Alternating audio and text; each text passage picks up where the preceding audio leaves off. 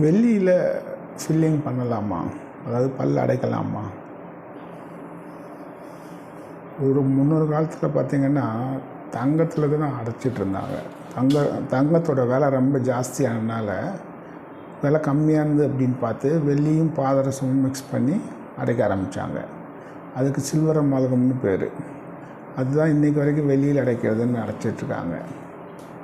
இதில் என்ன பிரச்சனை இருக்குது அப்படின்னா, வெள்ளியில் ரொம்ப சூடாக நீங்கள் சாப்பிடும்போதோ சரியான கலவை மிக்ஸ் பண்ணலை அப்படின்னா அதில் இருக்க பாதரசம் கொஞ்சம் கொஞ்சமாக லீக் ஆகும்.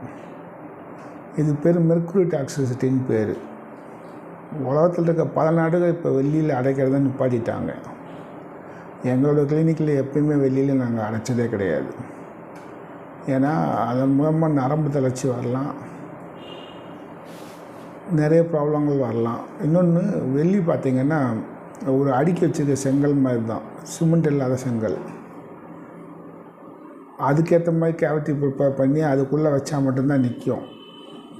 கன்சர்வேட்டிவாக, அதாவது சொத்தைக்கு மட்டும் கேவிட்டி ப்ரிப்பேர் பண்ணி அடைச்சோம் அப்படின்னா வெள்ளியில் நிற்காதுங்க.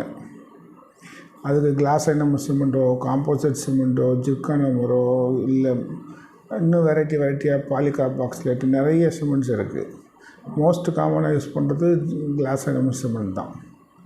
இதெல்லாம் பார்த்திங்கன்னா வேறு ரேஞ்சு, வேறு ப்ரைஸில் வரும் உங்களுக்கு. ஒவ்வொரு கிளினிக்லேயும் போனீங்கன்னா அது எதுக்கு அப்படின்னா, அவங்க வாங்கி யூஸ் பண்ணுற பிராண்ட் என்ன ப்ரைஸில் இருக்கோ அதுக்கேற்ற மாதிரி தான் உங்களுக்கு அந்த ஃபில்லிங் மெட்டீரியலோட ப்ரைஸும் இருக்கும். இப்போது ஒரு இம்போர்ட்டட் பிராண்ட் அப்படின்னா அதுக்கேற்ற மாதிரி ப்ரைஸ் இருக்கும். லோக்கல் பிராண்டுன்னா அதுக்கேற்ற மாதிரி ப்ரைஸ் இருக்கும். ஸோ அதனால தான் ஃபில்லிங்கோட ப்ரைஸஸும் வித்தியாசமாகிறதுக்கான காரணம்.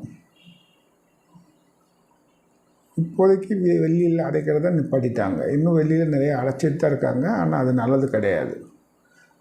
அடைக்கிறவங்களுக்கும் சரி, அடைச்சிக்கிறவங்களுக்கும் சரி, 2 பேருக்குமே ப்ராப்ளம் வரும். நன்றி.